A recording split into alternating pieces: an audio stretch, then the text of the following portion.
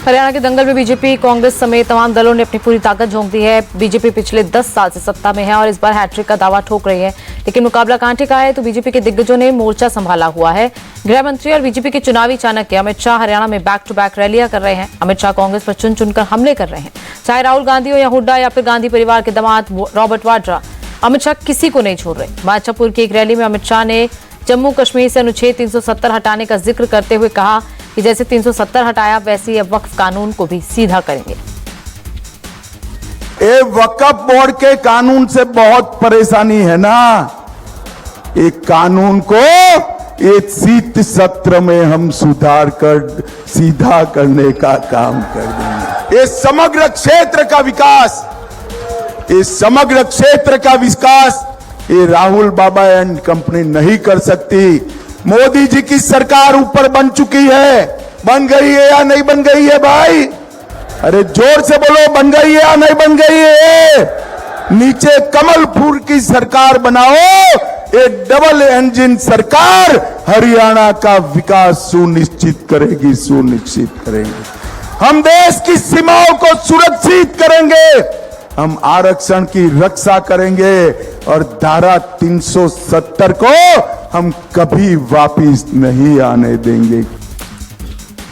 अमित शाह के साथ बीजेपी के राष्ट्रीय अध्यक्ष जेपी नड्डा भी हरियाणा के दंगल में थे। रोहतक की रैली में नड्डा के निशाने पर सीधे राहुल गांधी थे। आरक्षण पर अमेरिका में राहुल गांधी के बयान का जिक्र कर नड्डा ने कहा कि ये लोग चुनाव के वक्त आरक्षण और संविधान की बात करते हैं, लेकिन असल में आरक्षण खत्म करना चाहते हैं, लेकिन आरक्षण था, है और हमेशा रहेगा। अभी राहुल गांधी गए थे, कहने लगे एक समय ऐसा आएगा जब आरक्षण समाप्त हो जाएगा।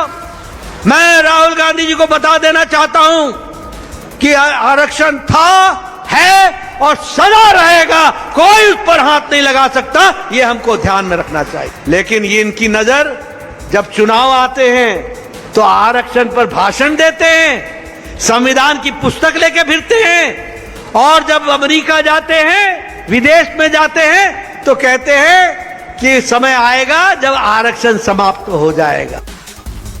असम के मुख्यमंत्री और बीजेपी के फायर ब्रांड नेता हिमंता बिस्वा शर्मा अक्सर अपने बयानों को लेकर सुर्खियों में रहते हैं। एक बार फिर उन्होंने ऐसा बयान दिया जिस पर घमासान तय है।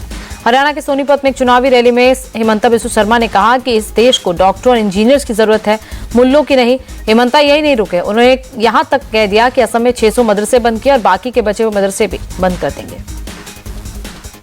जैसे अयोध्या में बाबर राज का खत्म हुआ, भव्य राम मंदिर निर्माण हुआ, ये देश में भी जो छोटे मोटे अभी भी बाबर घूम रहा है, सबको धक्का दे दे के हमें ये देश से निकालना है, सबको धक्का दे दे के हमें ये देश से निकालना है। हमारे असम में आए थे, राहुल गांधी मुझको पूछते हैं कि आपने 700 मदरसा बंद कर दिया, आगे आपका क्या इरादा है? मैं राहुल गांधी को बोला कि अभी तो 600 बंद किया हूं, आगे जाके सबको बंद कर देने का इरादा है, यही हमारा इरादा है और कुछ इरादा नहीं है।